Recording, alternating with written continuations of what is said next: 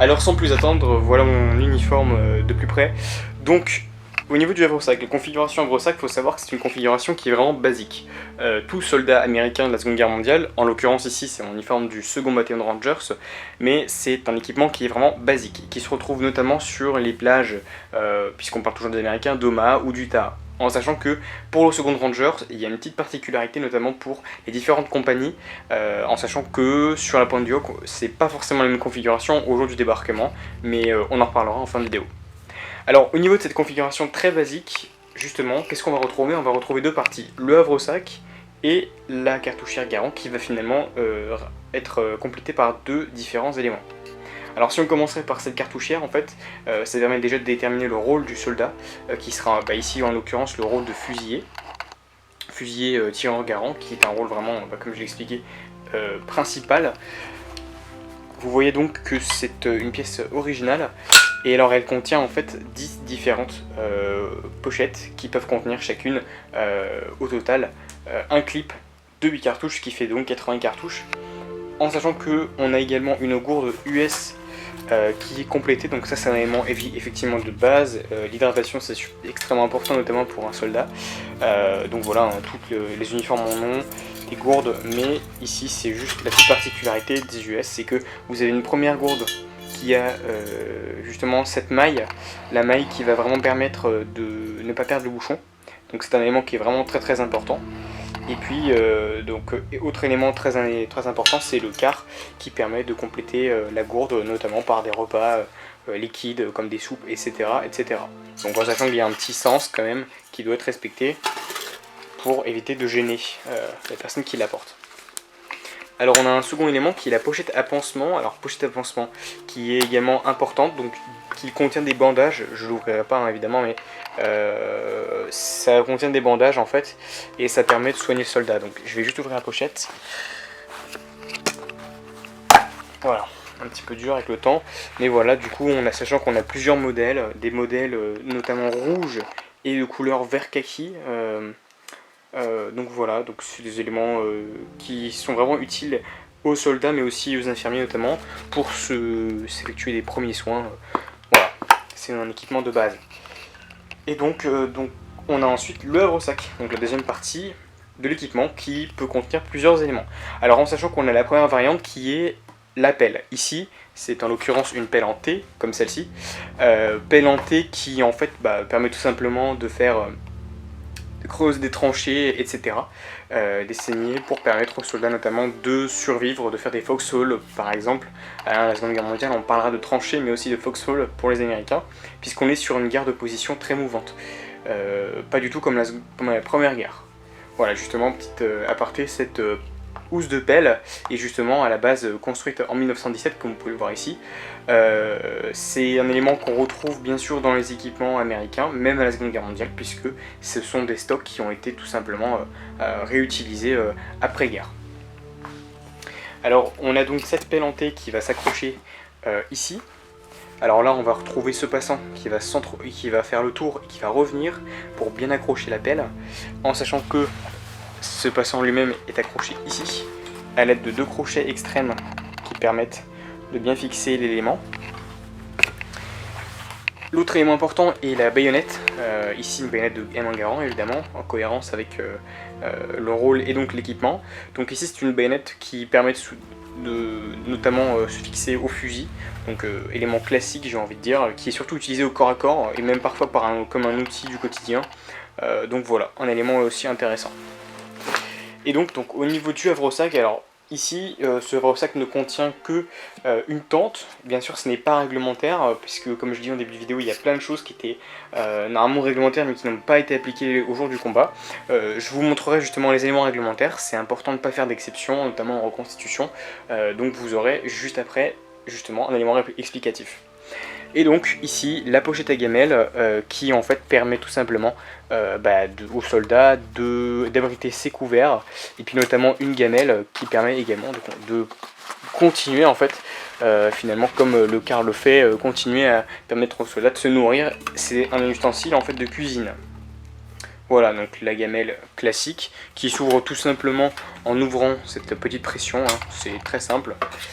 Et donc ici on a les pièces de poche qui permettent justement à contenir les couverts. Pareil, un élément très important et j'ai envie de dire basique, qui est propre à vraiment tous les havresacs. Alors, au niveau des fourchettes de prix, c'est un élément qui est assez important.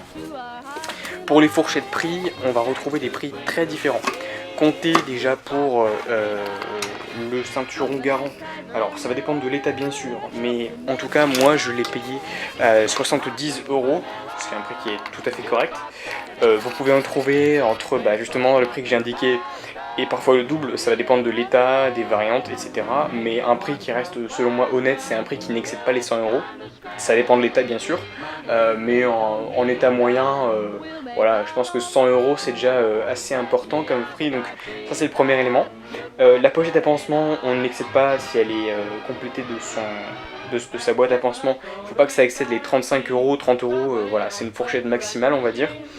Toujours en dépend de l'état. Pareil pour la gourde d'écart, alors là au niveau du prix on est plutôt large, donc ça va aller de 40 à 60 € pour ce modèle en tout cas. Et pour le havresac en lui-même, alors le havresac, moi je l'ai payé dans les 80 €. Vous pouvez en trouver entre 60 et 100 €. Voilà la fourchette très large, mais qui dépend du fabricant et de l'état, et finalement du fait qu'il soit complet ou pas, puisqu'il y a des sangles que je vais vous montrer juste après. Et donc la pochette à gamelle qui est comprise avec. Et la pellantée, alors les pellantés aujourd'hui c'est quelque chose que je ne comprends pas, le prix des pellantés a vraiment explosé. Faut savoir que tout dépend de la date des équipements. Ici en l'occurrence on a une pellantée de 1917 qui pourrait facilement dépasser les 100 € vu la condition exceptionnelle de l'élément. Mais ici on a une pellantée de la Seconde Guerre mondiale qui moi en tout cas m'a coûté 60 €. Alors moi je dirais la fourchette de prix que je conseille ce serait entre 60 et 100 €. Mais bien sûr ça peut aller au-delà, ça dépend. Au niveau de la tente, la toile de tente ça coûte une cinquantaine d'euros globalement, ça tourne autour de ce prix là. Et donc la bennette Garand qui doit coûter normalement aux alentours de 80 et 100 € globalement. Bien sûr on peut le trouver moins cher. Alors au niveau des sangles, c'est ce que je vous disais, alors on retrouve cette configuration qui est vraiment très importante, donc propre à tous les havresacs US comme ceci. Très important parce qu'en fait il faut vraiment se l'approprier, ça doit être quelque chose qui est acquis, parce que si vous n'avez pas tous ces éléments, votre havresac sera donc incomplet. Donc ça sera pour vous compliqué d'avoir finalement un transport de vos éléments. Alors au niveau du havresac vous avez deux grosses sangles principales qui permettent justement de porter au niveau des trapèzes ces éléments. Et donc ils vont être rejoints de cette manière là. Donc vous pouvez voir deux éléments d'accroche, ici un à l'arrière du havresac, ici un à l'avant, la même chose de l'autre côté. Et de ce côté là on a deux attaches dorsales qui vont directement passer sur l'arrière du ceinturon en l'occurrence. Voilà. Alors le dernier élément que j'aimerais rajouter avant de clôturer cette vidéo, c'est simplement comment reconnaître un élément original. C'est vrai que sachez qu'il y a énormément de reproductions sur le marché et je ne pouvais pas clôturer cette vidéo sans en parler. Donc au niveau des éléments originaux déjà, bon ça c'est quelque chose qui va se faire avec l'expérience, mais il y a une odeur particulière, parfois il y a une couleur, une texture, donc des choses finalement qui sont plus facilement identifiables si on a l'objet dans les mains.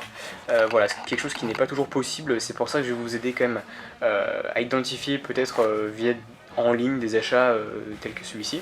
Donc là en l'occurrence on a des fabricants et des dates, et ça c'est un élément qu'on retrouve quasiment partout sur les uniformes américains de la Seconde Guerre mondiale. Un fabricant, une date, toujours. Ça c'est un premier point, la reproduction aussi, mais déjà c'est un point important à savoir. Et de ce fait vous pouvez connaître les dates qui sont parfois pas forcément très cohérentes, ou alors parfois les dates qui sont pas cohérentes avec certains fabricants. Ça encore c'est des recherches personnelles à faire, mais voilà, donc les fabricants officiels, et donc des reproductions qui typiquement vont utiliser tel ou tel fabricant. Voilà. Ici en l'occurrence on a la date de 1943 avec donc RAR Co. Donc c'est une... en tout cas le marquage n'est pas forcément très clair, mais voilà, c'est un fabricant qui a existé bien sûr. Ici on a la date de 1942 et on remarque que le marquage est bien usé également. Également pareil pour la gourde, ici c'est le fabricant Ariane 1944. Donc là c'est un fabricant qui a notamment permis de fabriquer ce qu'on appelle le gilet d'assaut américain. Ici BOYT date de 1942, on le voit vraiment très peu, mais voilà. donc fabricant de... Tout dernier élément, sachez que même les baïonnettes ne sont pas épargnées, donc en l'occurrence c'est l'armement d'armes blanches. Voilà, on a ici une baïonnette, comme vous pouvez le voir, qui est une reproduction en fait. Malgré son aspect très ancien, elle a simplement été patinée et vous pouvez voir que sur cette reproduction on a même une date qui est de 1943. Et ici voilà donc idem une autre baïonnette qui d'apparence fait bien neuve. Et bah, sachez que c'est une vraie. Voilà. Donc le dernier point sur lequel je voulais juste vous alarmer, c'était sur finalement l'aspect général qui des fois ne veut rien dire. C'est pas parce que quelque chose est usé que c'est forcément vrai et inversement. Donc voilà, il faut faire très attention. Et comme je vous l'expliquais, l'élément qui pourrait vous permettre ici de savoir si c'est une vraie ou pas, ici on a un numéro de série. On a un numéro de série juste là. Et ce numéro de série en fait il permet de déterminer ou pas si c'est une vraie. Et là en l'occurrence on a un fabricant qui a existé et on a un numéro de série également qui est bien incorporé à l'intérieur des baïonnettes. Un autre élément c'est qu'en fait on sent la solidité des éléments. La baïonnette ici est beaucoup plus solide et ça se sent, elle est déjà beaucoup plus légère, enfin la reproduction est beaucoup plus légère que l'original.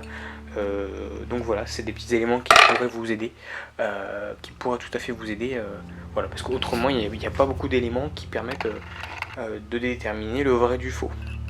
Donc voilà, j'espère que cette vidéo vous aura plu, n'hésitez pas à la partager, mettre un j'aime et à vous abonner. Et puis bien sûr les vidéos qui vont arriver par la suite, toujours sur le second Battle Rangers et l'équipement américain.